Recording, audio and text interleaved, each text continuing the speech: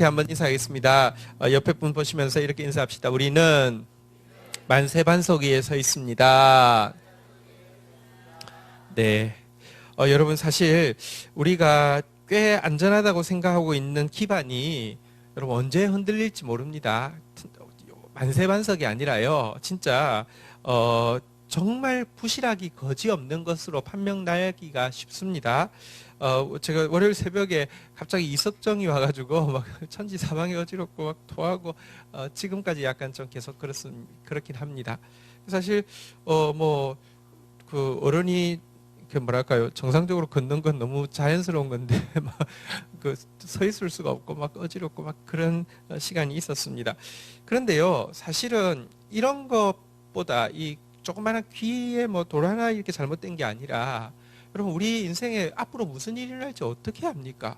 정말 무슨 전쟁이 일어날 수도 있는 것이고요. 정말 갑자기 무슨 치명적인 질병이 찾아올 수도 있는 것이고요. 경제적인 파산이 찾아올 수도 있는 것이고요. 무슨 일이 어떻게 일어날지 우리가 알 수 있습니까? 근데요, 여러분 우리는요, 천지가 다 흔들려도요, 천지가 다 요동해도 절대로 요동할 수 없는 만세반석이신 그리스도 위에 서 있습니다. 우리의 영생은요, 우리에게 주신 하나님 나라는요, 누구도 빼앗아갈 수가 없습니다. 이것이 우리에게 있는 너무너무 존귀한 이렇게 안정감이고 자존감입니다. 우리 다시 한번 고백하겠습니다. 우리는 예수 위에 서 있습니다. 할렐루야. 네.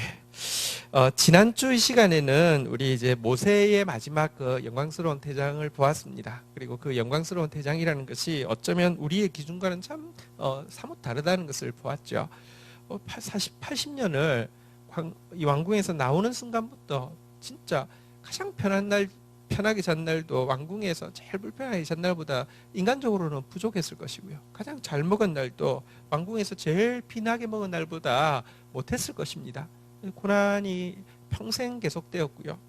그리고 죽음에 시신도 찾지 못하게 하는 수모가 그에게 따랐지만, 히브리서에 보니까 그는 하나님의 백성과 함께 고난받기를 즐거워했고 그리스도를 위해서 수모받는 것을 애굽의 모든 보화보다 즐겁게 여겼다라고 하면서 고난과 수모를 기꺼이 받아들이고 임종을 하는 장면을 보았습니다. 예수님도 나는 고난받되 존경받는 고난이 아니라 배척받는 고난 받을 것이다, 치욕이 있는 고난 받을 것이다, 사람들이 이해할 수 없는 고난 받을 것이라고 그랬는데, 모세가 그 길을 갔고요, 예수께서 그 길을 가셨습니다. 근데 왜 예수 그리스도의 고난이 수용될 수 없고 이해될 수 없는 것이었냐고 하면요, 그분이 구한 것은요, 사람의 일이 아니라 하나님의 일이었고요, 땅의 것이 아니라 한 위의 것이었기 때문입니다. 너무 많은 사람들이 예수 믿으면서요, 여러분 사람의 일을 구합니다. 사람의 일이라는 것은 나한테 이익되고 남한테 잘 보이는 겁니다. 땅의 것입니다. 땅의 것은 정확합니다. 돈입니다. 땅의 것은 정확합니다. 권력입니다. 명예입니다. 쾌락입니다. 예수 믿어도요, 결국 원한 게 그거기 때문에, 간증도요, 결국 까놓고 보면 그래서 그거 얻었다는 거잖아, 이겁니다. 그런데 예수님이 우리에게 약속하시는 것은요, 땅의 것이 아니라 위의 것입니다. 사람의 일을 구해서는 안 되고요, 신자는 하나님의 일을 구해야 합니다. 아브라함이 구했던 것이 그것이고요, 예수께서 구하셨던 것이 그것이고요, 우리가 구해야 될 것이 그것입니다. 그것이 진짜 가치 있고 영원한 것입니다. 모든 사람들이 여러분 어쨌든 지금 구하고 있는데, 죽으라고 구했고 죽으라고 가졌는데 죽을 때까지 다 써도 못 쓸 만큼 명예도 권력도 부도 쾌락도 가졌는데 행복한가요? 아니요, 정말 험한 것입니다. 우리는요, 위에 있는 본향을 찾아가는 나그네이기 때문에요. 옛날에 저희 어릴 때 뭐 이렇게 그 노차사라고 있었습니다. 노래를 찾는 사람들, 우리 대학 다닐 때. 근데 여러분 우리는 누구냐고 하면요, 우리 옆 사람 인사하겠습니다. 우리는 본차사입니다. 예, 본향을 찾는 사람들입니다. 예, 위에 끝 다 찾는 사람들이고요, 하나님의 일을 구하는 사람들입니다. 진짜 가치 있는 것은요, 세상 것으로 이 측정이 안 돼야지 진짜 가치 있지. 세상 사람들한테도 이해되는 거면요, 그거는 가짜입니다. 너무 비천하게 기독교를 만들어 버렸습니다. 본회퍼 같은 분이 예를 들어요, 히틀러와 대항해서 이제 싸우기로 결정했잖아요, 그죠? 그때 그에게는 고난, 뭐 수용소 갔으니까 고난이죠. 고난뿐 아니라 배척. 아니, 우리 민족을 이렇게 온 세계에 가장 위대하게 만들어주는 저 인물을 네가 하나님의 이름으로 대적한다고, 이 저주받을 놈아. 모든 사람에게 배척받았습니다. 근데 몇 년만 지나도 한번 보십시오. 실체가요, 진리가 드러난다니까요. 여러분, 우리가 오늘 이제 그 같이 보아야 되는 본문은 이제 예레미야인데요. 예레미야는 사실은 모세와 딱 짝이라고 생각하시면 되겠습니다.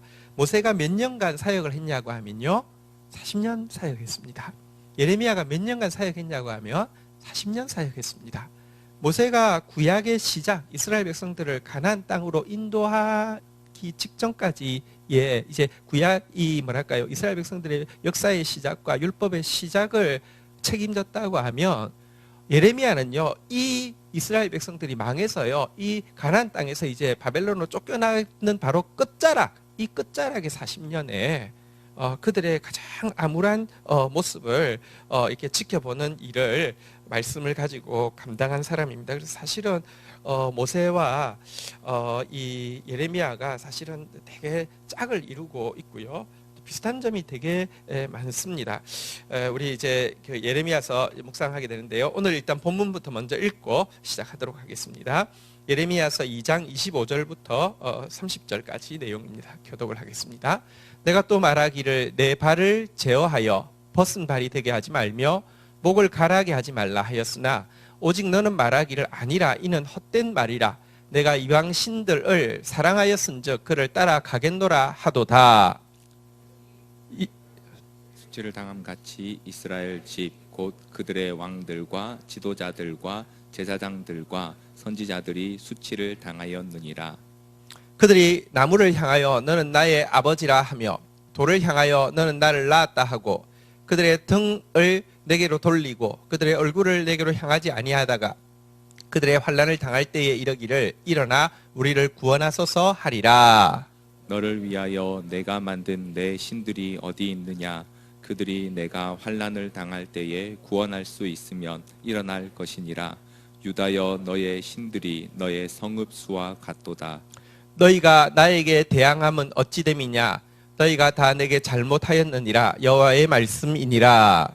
내가 너희 자녀들을 때린 것이 무익함은 그들이 징계를 받아들이지 아니함이라. 너희 칼이 사나운 사자같이 너희 선지자들을 삼켰느니라. 아멘. 아멘. 네.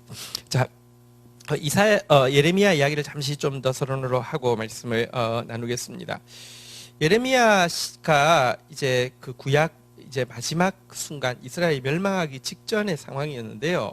백성들은요 전혀 멸망할 것이라는 생각을 하지 않았습니다. 두 가지 때문이었습니다. 나는 언약 백성이다. 나는 구원받은 백성이다. 나는 선민이다.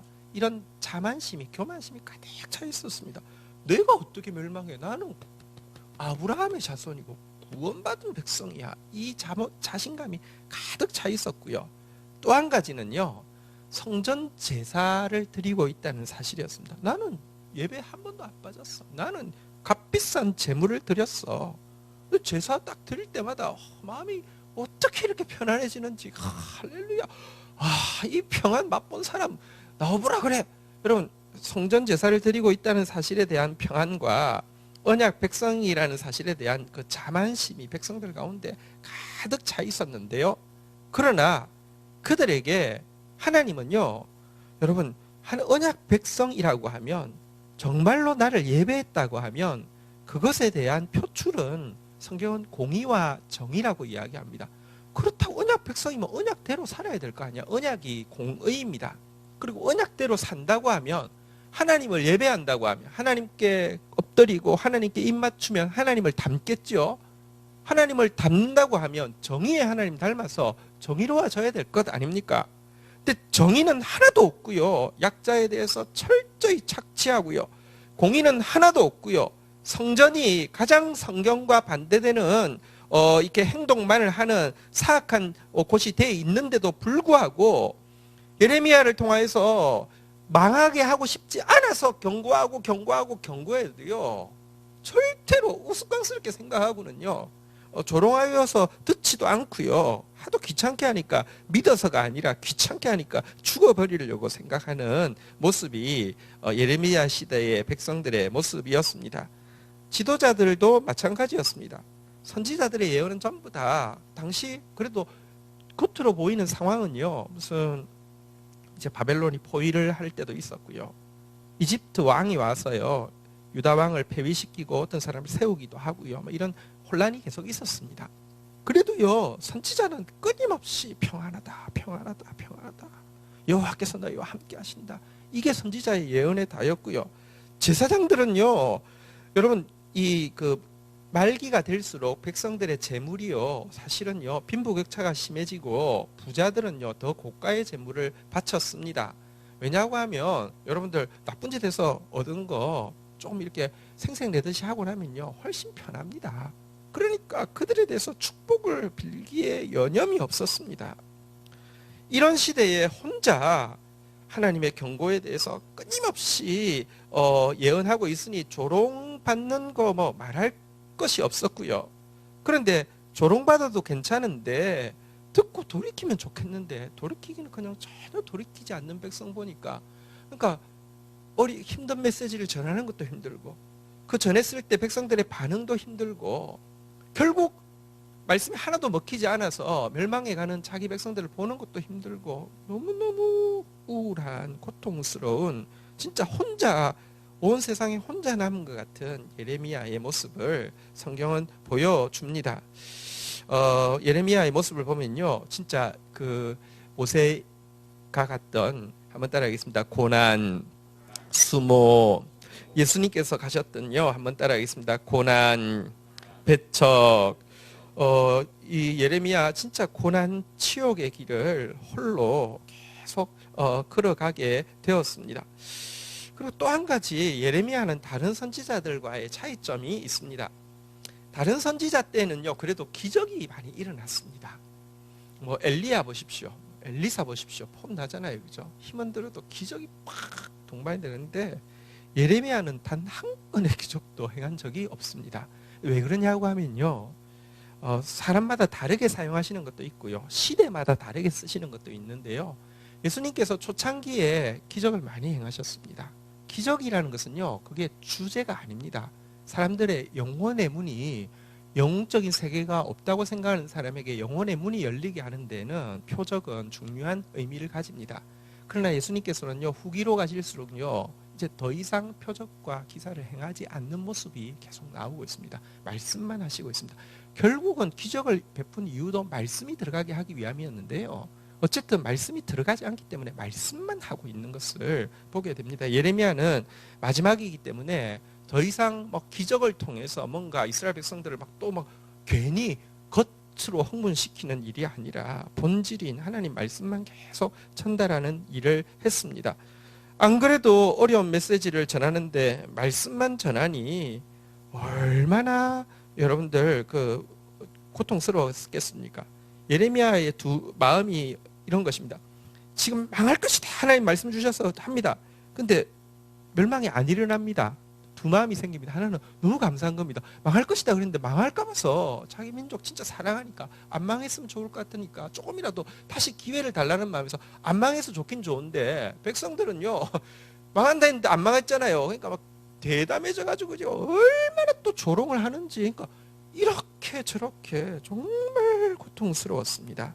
예레미야라는 이름의 뜻이 뭐냐고 하면 예레미야, 야는 이제 하나님이라는 뜻인데요. 예레미가 던진다라는 뜻입니다. 하나님이 그냥 던졌다는 것입니다. 그냥 진짜 하나님이 툭 던져놓은 정말 그런 사람이었습니다. 그런데 결국 그의 예언대로 유다는 망했고요. 자신은요 그러면 망했을 때 사실 이제 그가 메시지의 핵심이 이런 거였거든요. 지금은 하나님께서 너희들의 죄에 대해서 바벨론을 통하여서 좋게 하려고 하니까 순순히 하나님 앞에 죄인임을 인정하고 겸손하게 그 징계를 받으라. 그러면 이 도리어 고통이 적을 것이다라고 이야기하는 것이었는데요. 여러분, 그러니까 바벨론에서 실제 망했습니다. 바벨론 입장에서는 예레미야가 도움이 됐어요, 도움이 안 됐어요?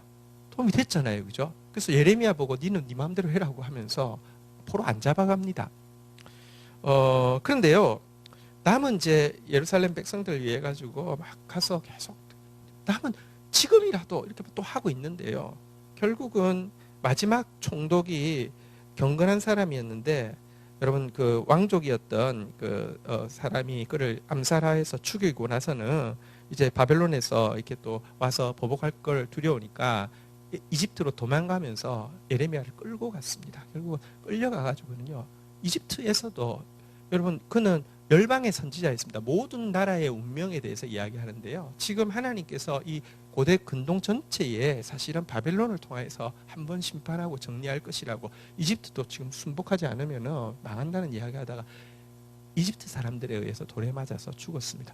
정말 어떻게 인생이 40년을 고국 땅에서 울다가 결국은 뚝 떨어진 원치도 않는 이집트에 끌려가 가지고는요, 이집트 사람에 의해서 또 죽게 되는, 진짜 참 너무 생각해 보면 참 모세의 죽음도 그렇고 예레미야의 죽음도 그렇고 사실 예수 그리스도의 죽음도 그렇고요.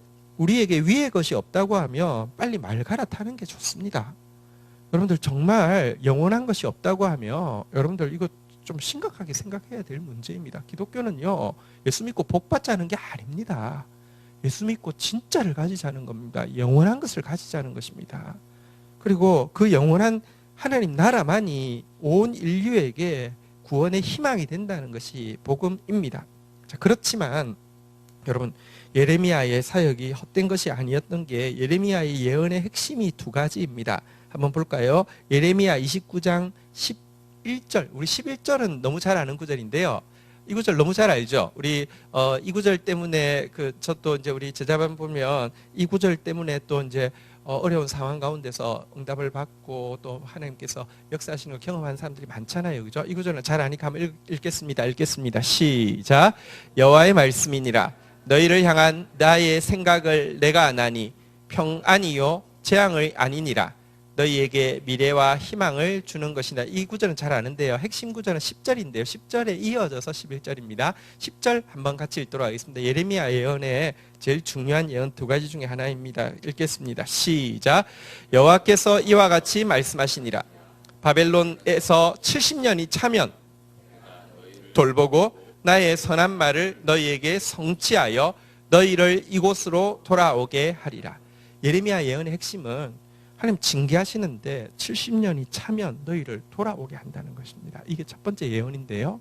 이 예언대로 돌아왔잖아요. 근데 조금 더 생각하면 이 예언이 엄청 큰 것입니다. 왜냐고 하면 바벨론으로부터 돌아오려고 하면 바벨론이 어떻게 돼야 돼요? 망해야 돼요. 바벨론이 세계 제국이 되었습니다. 딱 이스라엘 백성을 포로 잡아가는 순간부터 세계 제국이 되었습니다. BC 604년 갈그미스 전투라는 전투를 통하여서 이집트를 이기면서 세계 제국이 형성됩니다. 느부갓네살이 이제 원년이 갈그미스 전투를 하는 해입니다.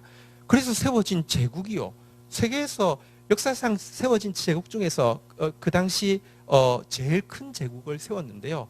제국이 70년 만에 망한다. 이거 정말 믿기 힘든 일입니다.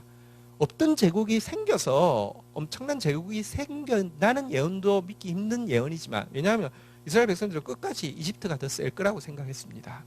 근데요, 여러분, 없던 제국이 생긴 것도 하나님 예언대로 된 것이지만 있던 제국이 70년 만에 망하고 이스라엘 백성들이 70년 만에 돌아온다는 거 상상도 못하는 일인데 정확하게 그렇게 되었습니다. 이게 첫 번째 예언이고요. 그는 죽었지만 그의 말씀은 살아서요. 여러분들, 이 예레미야의 예언을 받았던 소수의 사람들이 결국은요, 다시 하나님 나라를 계속하게 하는 예언이 되었죠. 두 번째 그의 더 중요한 예언이 무엇이냐고 하면 예레미야 31장 31절입니다. 한번 보도록 하겠습니다. 같이 한번 읽도록 하겠습니다. 읽겠습니다. 시작. 여호와의 말씀이니라.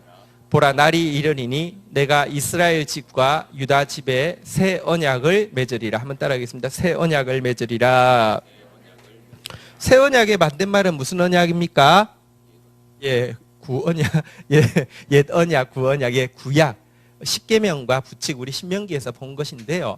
그것은 우리가 순종함으로 말미암아 하나님의 백성이 된다는 것이었는데 실패했잖아요. 근데 실패했다고 끝나는 게 아니라는 것입니다.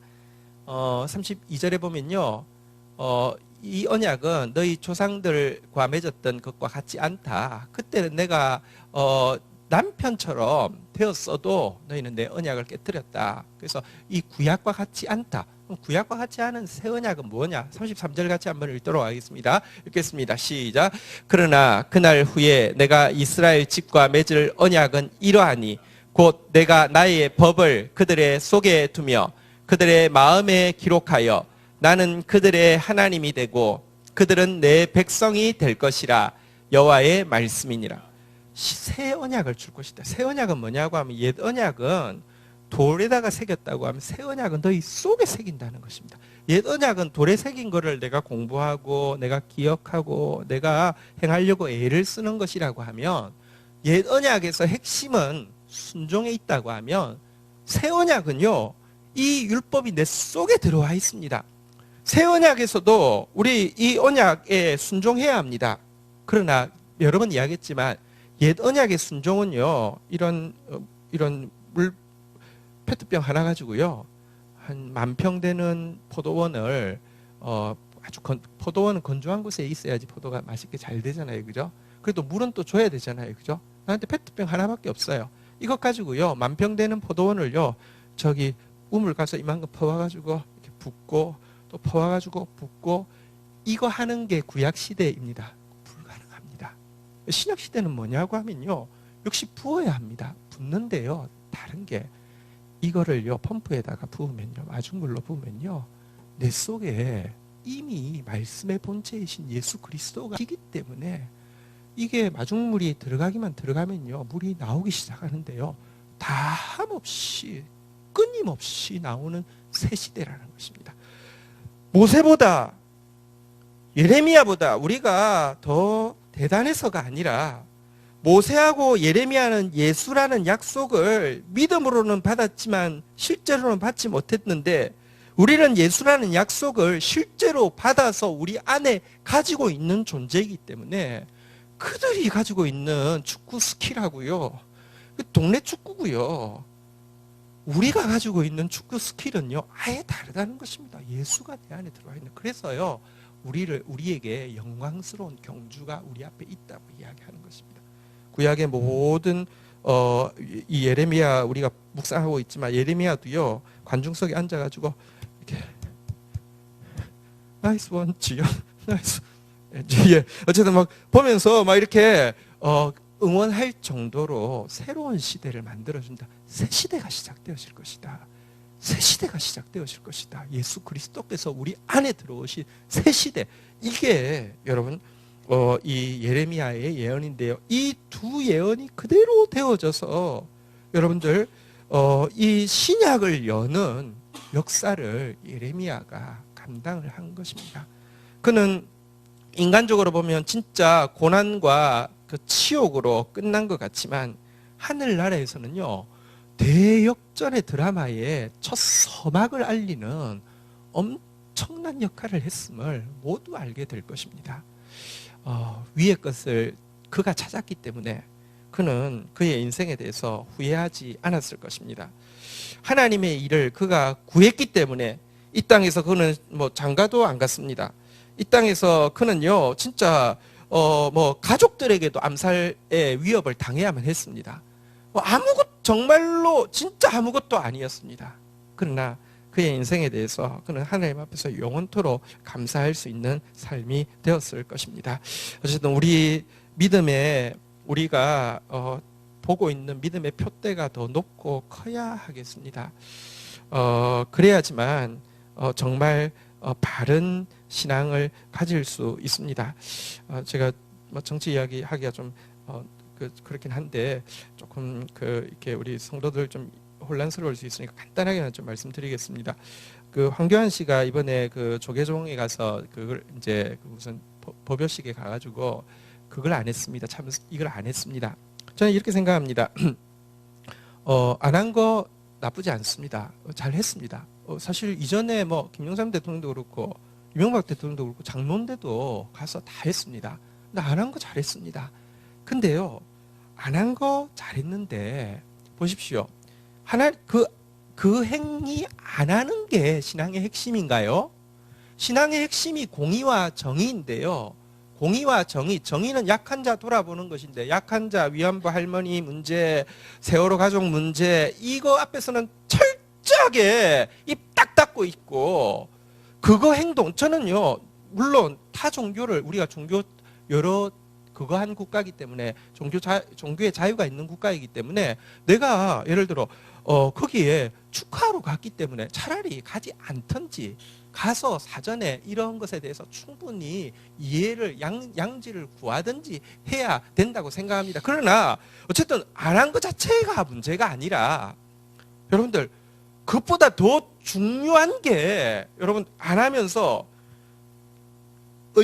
의와 인과 신은 다 걸러내면서 이렇게 그 하루살이는 다 이렇게 이 낙타는 다 걸러내면서 하루살이 다 통과시키면서 하루살이 잡아내는 게 신앙이라고 생각하면 안 됩니다. 신앙의 핵심은요 정의와 공의라니까요.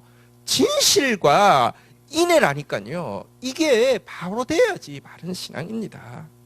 어쨌든 그리고 이 문제에 대해서요. 그리고 이제 어쨌든 그 일이 생겼어요. 그러고 나면 이제 논쟁이 있겠죠. 뭐 불교에서는 어쨌든 이거 공당의 대표가 이럴 것 같으면 타 종교에 대해서도 인정하지 않을 것 같으면은 대표 뭐 사퇴하라 뭐 이렇게 뭐 이야기할 수 있죠. 사실 뭐 수사가 그렇게 나올 수 있죠.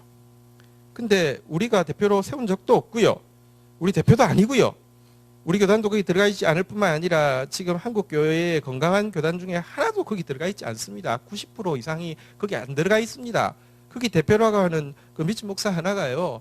그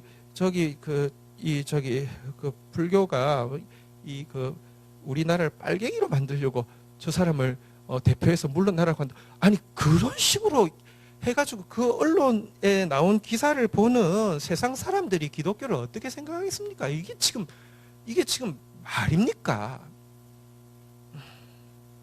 한번 보십시오. 지금 우리 기독교가요. 솔직히 말하면요.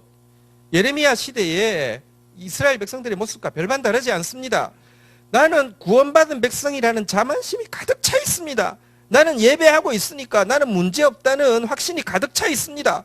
근데 실제 공의, 말씀이 있나요? 나는 한국 교회에 말씀 있는 거를 모르겠습니다. 전혀 모르겠습니다. 말씀은 하나도 중요하지 않은 기독교가 되었습니다. 정의가 있나요? 정의 딱 반대되는 일 할 때 물론 지금도 정의를 위해서 정말 목숨 걸고 싸우는 사람들, 기독교인이 더 많을 수 있습니다. 근데 또 딱 반대되는 일에 앞장서 있는 사람들, 기독교라는 이름 가지고 하는 그 시대에 악한 백성들, 악한 지도자들이요 지금 앞장서서 그 일하고 있습니다. 정말 분별해야 합니다. 그게 신앙이 아닙니다. 어쨌든 여러분 우리가 걸어가야 되는 근데 전 무식이 그 목사가 뭐 그랬잖아요. 황교안이가 자기 대통령 되면 자기 장관 시킨다고 그 자랑하고 여러분 목표가 그거니까 그 짓 하는 거예요. 위의 것 하나님의 일 목숨 걸고 그것 구하고 그것 위하여서 약자들 앞에 정의를 위하여 하나님 말씀대로 공의를 세우는 것이 하나님의 종이지 뭐 하는 짓입니까? 정말 저주받을 짓을 무서운 줄도 모르고 하고 있는 그거의 기독교 아닙니다. 여러분 우리부터 바르게 믿고요. 신앙이 무엇인지 바르게 여러분 지금 예레미야서는요 아픈 성경입니다. 사실 다루기가 예레미야서 다루기가 좀 두렵긴 두려웠습니다. 진짜 이 벽창호 같은 이 유대를 향해서 외치는 예레미야의 고통이요. 어쩌면 이 시대 기독교를 향해서 외치는 이 그 말씀의 고통과 다르지 않을 거라는 생각 때문에 사실 두렵습니다. 그래도요. 결국은 아까 우리가 보셨잖아요. 너희를 향한 나의 생각은 내가 하나니 재앙이 아니고 평강이고 미래와 희망을 주려는 것이라고 했습니다. 말씀이 들어가야지만 미래와 희망이 있습니다. 예레미야서의 핵심 주제는요, 예레미야 1장 10절입니다. 예레미야 1장 10절 한번 볼까요? 같이 한번 읽도록 하겠습니다. 예레미야서 1장 10절입니다. 읽겠습니다. 시작. 보라, 내가 오늘 너를 여러 나라와 여러 왕국 위에 세워 내가 그것들을 뽑고 파괴하며 파멸하고 넘어뜨리며 건설하고 심게 하였느니라 하시니라. 예레미야의 핵심은 뭐냐고 하면요, 한번 따라하겠습니다. 뽑고 파괴하고 파멸하고 넘어뜨리며, 여러분 잘못된 것이, 성경에 기반하지 않은 것이, 진리에 기반하지 않은 것이요, 뽑아지고요, 파괴되고요, 파멸되고요, 넘어지고 나서 한번 따라하겠습니다. 건설하고 심게 하였느니라. 그러고 나면요, 하나님 나라는요, 건설될 수밖에 없고 심어질 수밖에 없습니다.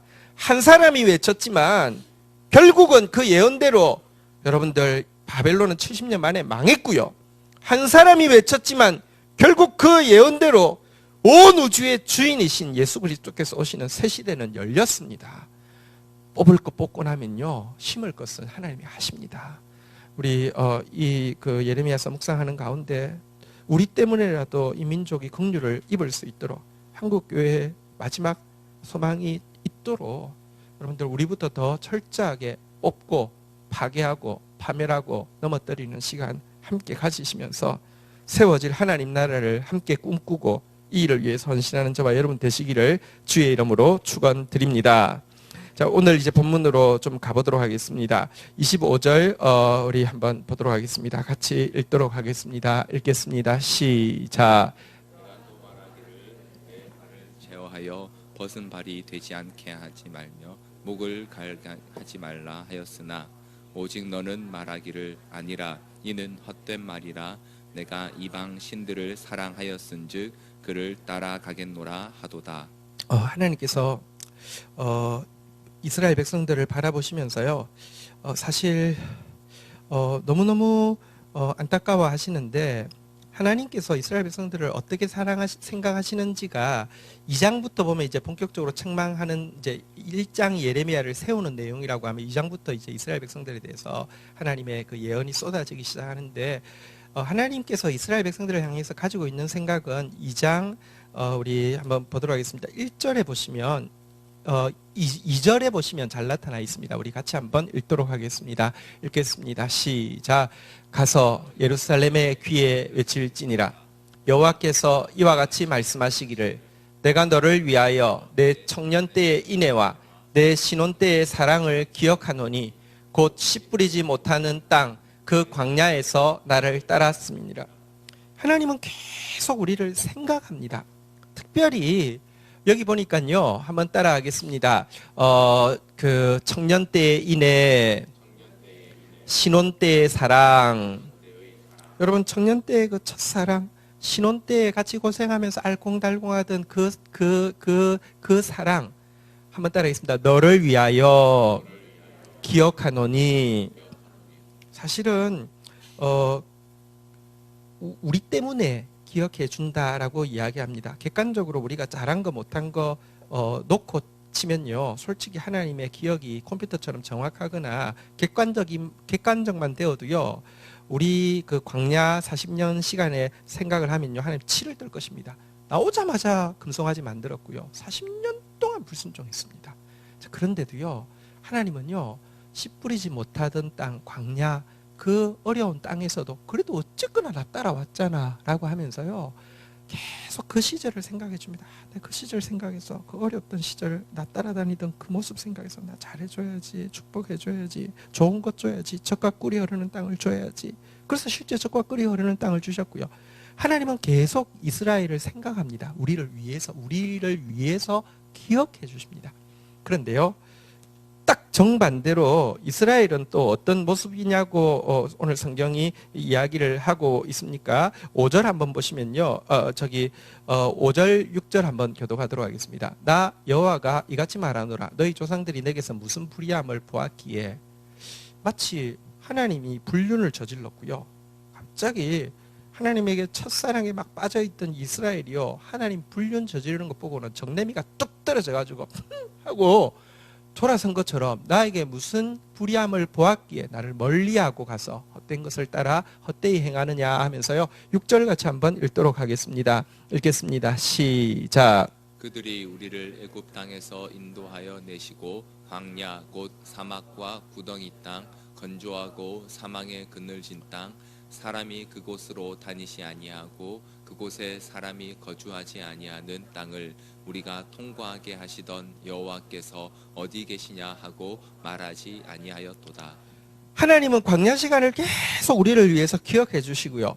이스라엘은 갑자기 하더니 광야 시절에 하나님이 그들을 인도하시던 그 하나님에 대해서는 말 한마디도 안 한다는 겁니다. 생각도 안 한다는 겁니다. 언급도 안 한다는 겁니다. 기억도 안 한다는 겁니다. 여러분, 생각한다는 거하고 사랑한다는 것은 거의 동의어입니다. 그 정채봉 씨 동화책 시집인가요? 제목이 너를 생각하는 것이 나의 일생이었지, 이런 책이 있습니다. 한번 따라하겠습니다. 주를 생각하는 것이 나의 일생이었습니다. 우리가 천국 앞에 설 때 이런 고백할 수 있어야지 진짜 행복한 사람이 됩니다. 주님은 우리를요 계속 생각하시는데, 우리를 위하여서 이스라엘은 생각 절대 하지 않습니다. 이유가 있는데요. 13절 한번 보도록 하겠습니다. 13절에 하나님이 이렇게 진단하십니다. 같이 한번 읽도록 하겠습니다. 시작. 내 백성이 두 가지 악을 행하였나니 곧 그들이 생수의 근원되는 나를 버린 것과 스스로 웅덩이를 판 것인데 그것은 그 물을 가두지 못할 터진 웅덩이들이니라. 두 가지 죄가 있다고 이야기하는데요. 첫 번째는요, 한번 따라하겠습니다. 생수의 근원되는 나를 버린 것과, 여기 생수의 근원이라는 말은 조금 그냥 표현만으로는 좀 정적인데요. 원래 뜻은 굉장히 동적입니다. 살아있고 끊임없이 막 솟구쳐 오른다, 이런 뜻인데요. 하나님은요, 우리가 조종할 수 없습니다. 통제할 수 없습니다. 살아있기 때문입니다. 솟구쳐 오르기 때문입니다.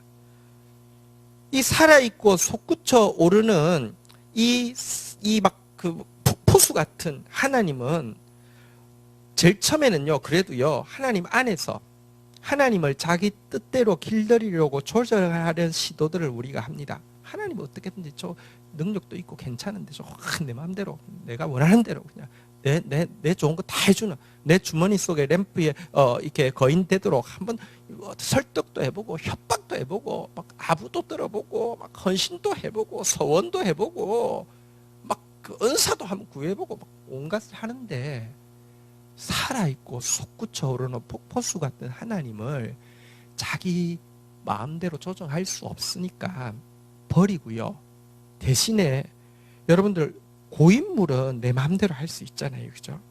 이 고인물 같은 우상 숭배는 고인물입니다. 내 마음대로 할 수 있습니다. 근데요, 그거는요, 고여 있지만 터진 웅덩이 같아서요, 물을 담을 수도 없고요. 깨끗한, 여러분들, 고인물은요, 썩은 것 아닙니까? 그 물이 나에게 생명을 주지도 못하고요, 보관할 수도 없는 우상 숭배로 갔다. 이것이 악이다라고 이야기를 하고 있습니다.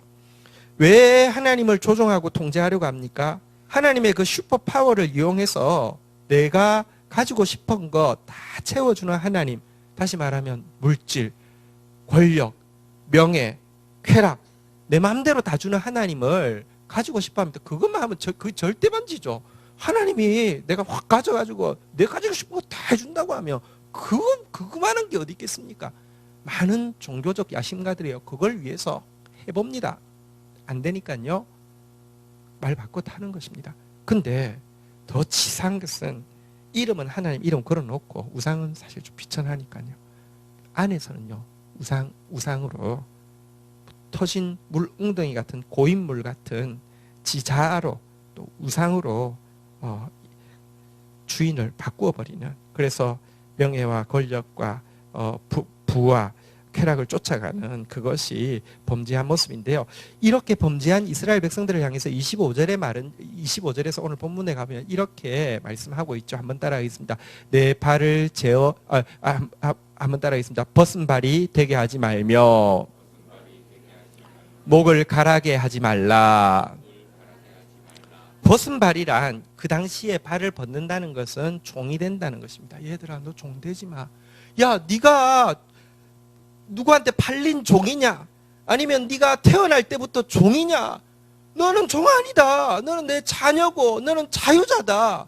제발 너 우상 쫓아가는 것은 네가 종 되는 것이야. 벗은 발 되게 하지 마. 또 한 가지 다시 한번 따라하겠습니다. 목을 가라게 하지 말라. 우상은요, 아무리 마셔도요, 마약을, 뭐, 우리 사회도 이제 진짜 마약에서 자유롭지 못하게 됐죠. 마약을요, 한번 먹으면 막 뿅 간다잖아요. 그죠? 근데, 먹은 사람은 더 먹어야 되고, 더 먹어야 되고, 더 먹어야 되고, 더 먹어야 되고, 죽을 때까지 점점 더 가속시켜 가야 합니다. 왜? 목마르니까. 안 채워지니까. 절대 채워지지 않습니다. 절대 채워지지 않습니다. 그러니까 얘들아 종되지 마. 얘들아 그 우상은 절대 채워지지 않는 탐욕을 줄 것인데 그것 가운데 너 죽게 될 것인데 그러지 말라고 하나님께서 경고를 하고 있습니다. 이렇게 경고를 하고 있는데요. 이 경고에 대해서요. 이스라엘 백성들의 반응은 이렇게 이제 반응은 무엇입니까? 한번 따라하겠습니다. 이는 헛된 말이라. 그냥 우리 구어체로 하면 무슨 말이겠습니까? 헛소리 하고 있네요. 이런 말이잖아요, 그죠? 헛소리 찍찍 하시네. 꼰대같이 뭐 이런 말이잖아요, 그죠? 하나님 향해서 헛소리 하지 마. 이런 이야기입니다. 이방신을 사랑하였은지 그를 따라가겠노라. 왜? 조종할 수 있으니까요. 우상은요 얼마든지 조종할 수 있습니다. 내 원하는 거 다 구해도 되고요. 그게 우상 숭배니까요. 사실 우상 숭배는 자아 숭배하고 똑같은 것이니까요. 하나님께서 그들을 향해서 26절에 보면 이렇게 경고하십니다. 같이 한번 읽도록 하겠습니다. 읽겠습니다. 시작. 도둑이 붙들리면 수치를 당함과 같이 이스라엘 집 곧 그들의 왕들과 지도자들과 제사장들과 선지자들이 수치를 당하였느니라. 자, 우리가 아까 우리 예수 그리스도께서 말씀하신 길, 모세가 걸었고 예레미야가 걸었던 길에 한번 다시 기억해 볼까요? 한번 따라하겠습니다. 고난, 수치, 고난과 수치가 따른다 그랬는데 생각해 보면요, 죄도 마찬가지입니다. 도둑질하다가 걸리면 뭐 해야 됩니까? 제일 처음에는 보상은 해야 되잖아요, 그죠? 변상해야 되잖아요. 변상만 하면 됩니까? 훔쳤다가 변상하면 끝입니까? 공개적으로 사람들이 도둑놈아 막 이러면서 막 수치를 당하잖아요, 그죠? 죄에도 고난과 수치가 따르고요, 의에도 고난과 수치가 따릅니다. 왜냐고 하면 의는 사람들이 원치 않는 바고 의의 결과인 영원한 세계는 사람들에게 보이지 않기 때문에 고난과 수치가 따르는 것이고요. 죄는요, 죄기 때문에 고난과 수치가 따르는 것입니다. 사실은 우리가 고난과 수치가 따른다고 해서 여러분들 억울하게 생각할 이유도 없는 것이 이 고난과 수치를 당하느냐, 이 고난과 수치를 당하느냐의 차이지 의를 위해서 받느냐, 내 악 때문에 받느냐의 차이밖에 없지 똑같습니다. 이거 받으면 이거 받을 수가 없게 되고요. 기회 비용을 상실했으니까 이거 받으면 이거 받을 수 없게 되는 것입니다. 그래서 여러분 이왕 사실 참 쉽지 않은 것 같아요. 하나님을 말씀대로 따라가는 게 쉽지 않은 것 같아요. 예레미야의 길 한번 생각해보시면 쉽지 않습니다. 모세의 길도 쉽지 않고요. 그래도요, 생각해보면 이 길이 생명의 길일 뿐만 아니라 이 길이 솔직히 막 큰 거 생각하지 않아도 죄를 위해서 고통하다가 수치당하는 거하고요, 하나님이 인정하시는 의를 위해서 고난당하고 수치당하는 길 두 개 중에 하나 선택할 수밖에 없는 게 인생이라고 하면 뭐 선택해야 되겠습니까? 지혜롭고 똑똑한 성도 되셔서 선택할 거 선택하는 저와 여러분들 되시기를 주의 이름으로 축복합니다. 자, 이렇게 이야기하시는데요. 27절 한번 보시죠. 우리 한번 같이 읽도록 하겠습니다. 읽겠습니다. 시작.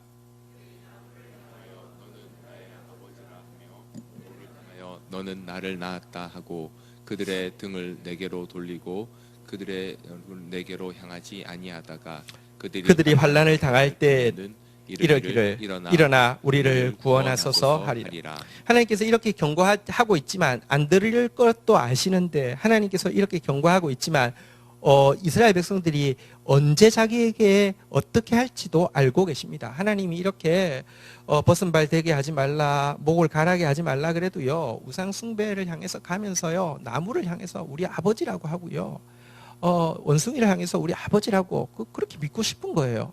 계속 원숭이를 향해서 우리 아버지라고 그렇게 주장하고요. 근데 별로 존경을 하지 않죠.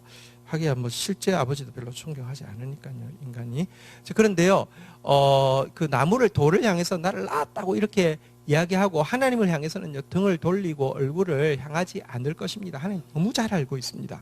그런데도요, 환난 당할 때가 되면요, 일어나서 우리를 구원하소서 하면서 하나님 앞에 나올 거 알고 계십니다. 하나님은 철저히 알고 계십니다. 이스라엘 백성들에게 있어서 하나님은 한 번도 사랑의 대상이 아니라 사용의 대상이 되어 있다는 것을 잘 알고 있습니다. 여기 신자들 많지만 지금도 한국 교회에 적지 않은 신자들이 있습니다. 근데 하나님은 정확하게 분별합니다. 나를 사랑하려는 사람하고 나를 사용하려는 사람, 이용하려고 하는 사람 신자 아닙니다. 근데 그들도요, 교리적 지식 가지고요, 구원의 확신도 가지고요, 여러분들 교회 안에서요, 헌금생활 잘하기 때문에요, 직분도 가지고요, 얼마든지 세상에서는 속일 수 있는데요, 하나님 바보 아닙니다. 여러분도 그렇잖아요. 이성이 있는데 나를 이용하려고 하는 사람하고 나를 진짜 사랑하는 사람하고 있으면 여러분 어떻게 하시겠습니까? 하나님도 마찬가지입니다. 여러분들 하나님 바보 아닙니다. 자꾸 하나님 이용하려고 하지 마시고요, 하나님 사랑하는 사람 되시기를 바랍니다. 하나님 사랑의 출발은요, 하나님처럼 생각하는 겁니다. 하나님은 우리를 자꾸 생각하시는데, 여러분 지금 어쩌면 저는 이런 생각이 들었습니다. 이 예레미야서 2장 2절 보면서 아무것도 보이지 않는 광야에서 나를 따른 거 너 위해서 기억한다 그랬는데, 솔직히 우리 지금 좀 광야 같아요. 별로 뭐 아무것도 안 보이는 것 같아요. 아무것도 안 보이는데 그래도요, 저는 여러분들 너무 귀하고 진짜 사랑스럽습니다. 왜냐하면 아무것도 안 보이는데도 꾸역꾸역 지금 우리 말씀에는 아무것도 없잖아요, 그죠? 말씀에는 아무것도 없는데 그래도 그거 믿고 따르는 모습, 나는 하나님이 이거 보고 되게 사랑스럽게 여기신다고 생각합니다. 여러분, 사랑의 시작은 생각하는 것입니다. 하나님은 우리 생각하는데, 우리도요, 우리 이 시간들 가운데 하나님이 지금 우리를 그 열매 맺지 못하는 땅, 그 사막과 구덩이, 건조하고 사망에 거느진 땅, 이 땅에서 우리를 사람 없는 땅, 사람 거주하지 않는 이 땅에서 우리를 어떻게 인도하고 계신지 생각하는 하나님 사랑하는 저와 여러분 되시기를 주의 이름으로 축원드립니다.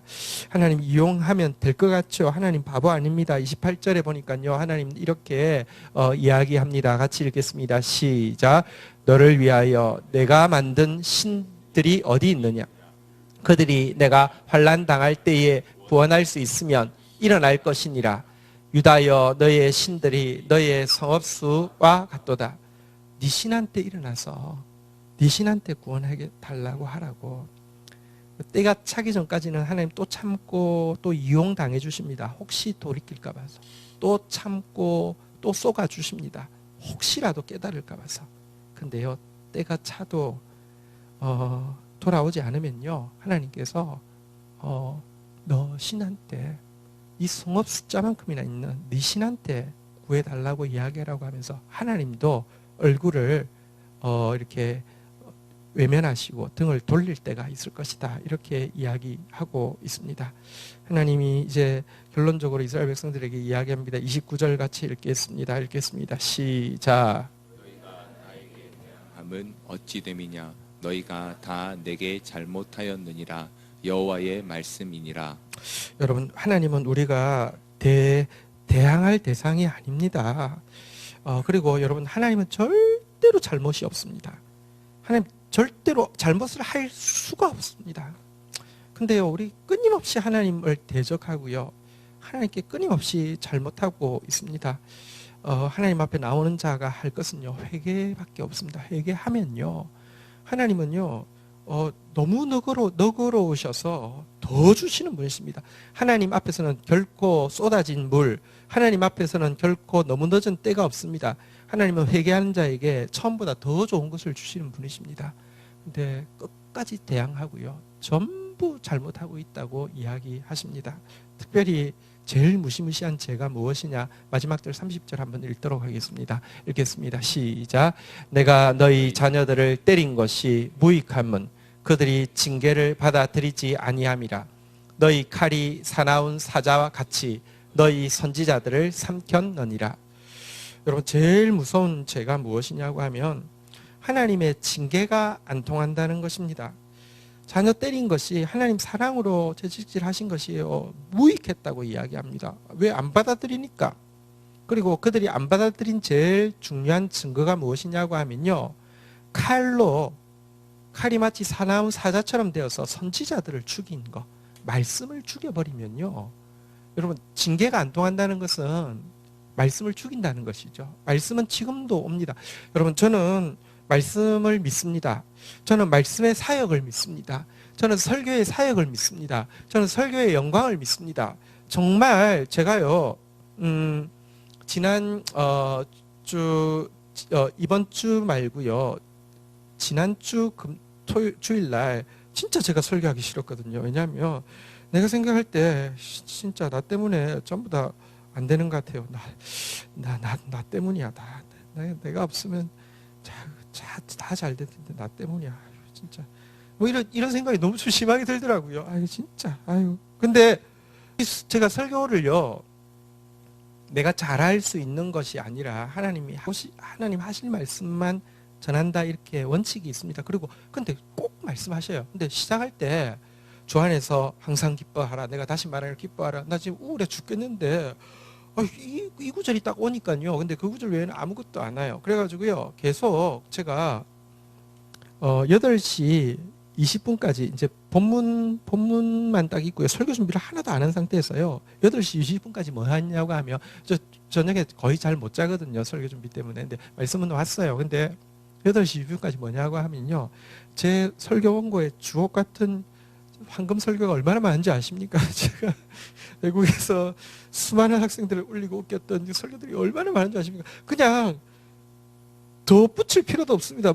왜냐하면 토시까지 다 완성되어 있으니까요. 너무 깔끔하고 깔쌈하고 그냥 읽으면 은혜되고, 그냥 나도 부담 없고 듣는 사람도 부담 없고, 이게요, 열합편을 보면서 한편으로는 클릭해서 보고는요, 이 설교 진짜 제 컴퓨터 안에요 1000개도 넘을걸요. 진짜 너무 많아요. 근데 그냥 이렇게 하다가 아무 때나 그냥 하나님 노래다가 소리가 너무 좋아, 너무 은혜로워. 근데요, 내가 생각해도 이거 너무 잘 썼다, 어떻게 이렇게 썼지, 이러다가도요, 하라고 하셔야지 말이죠. 그러니까 8시 20분까지 아무리 해도요, 하지 말래요. 근데 딱 그거 하래요. 근데 난 진짜 못하겠는데, 난 정말 진짜 우울해가지고요, 진짜 나 때문에 내가 뭐 하나님 뭐 불평할 것도 없어요. 잘못해 못 나가지고 나 때문에 안 돼, 이런 생각이니까요.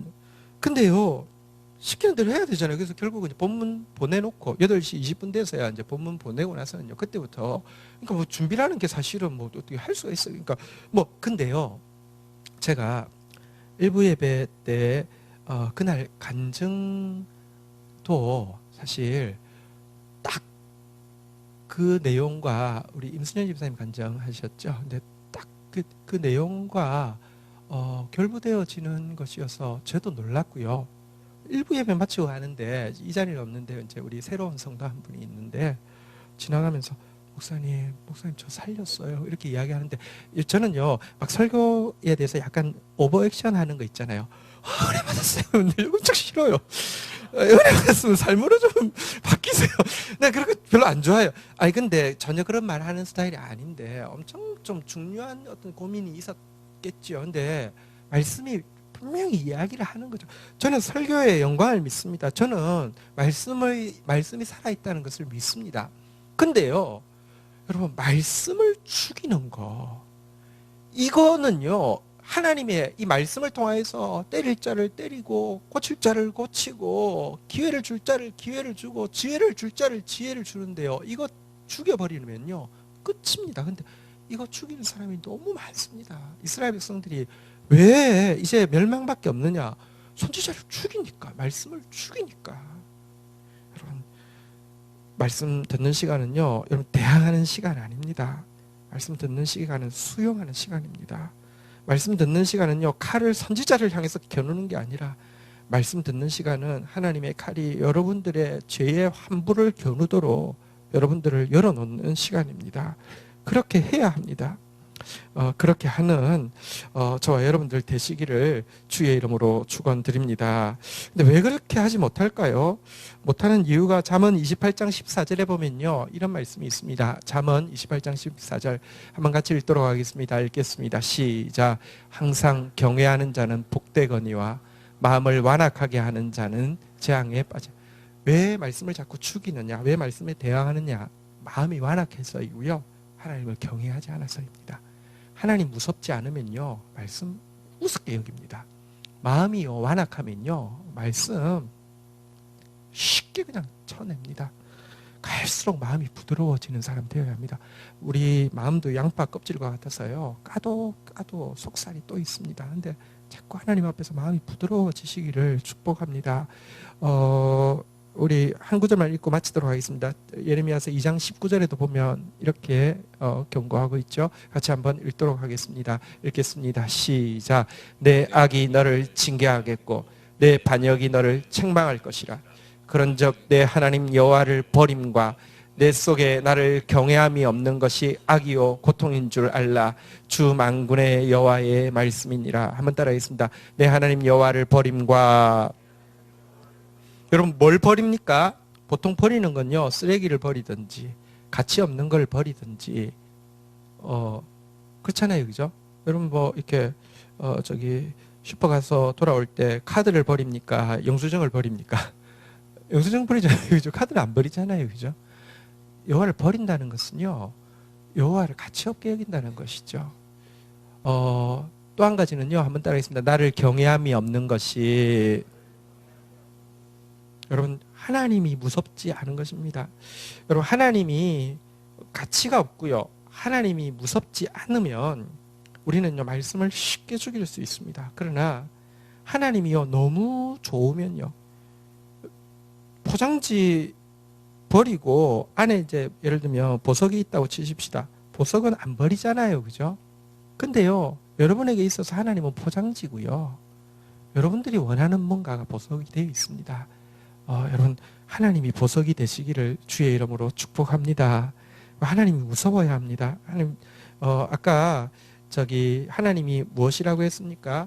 하나님은요, 그 성경이 표현하기를 살아있고 솟구치는 폭포수와 같다고 이야기했는데요.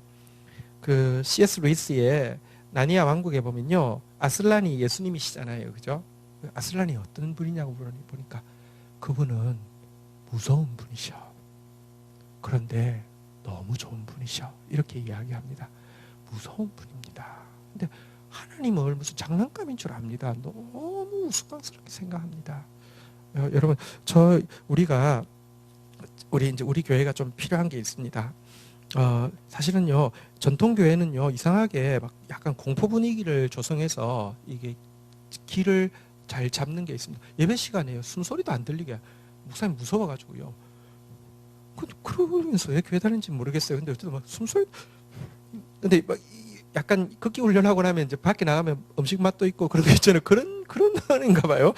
근데 저희 교회가 예수님이 그렇게 하시지 않았던 것처럼 그러지는 않습니다. 그런데요, 그러다 보니까 너무 퍼져가지고 무섭지 않아요.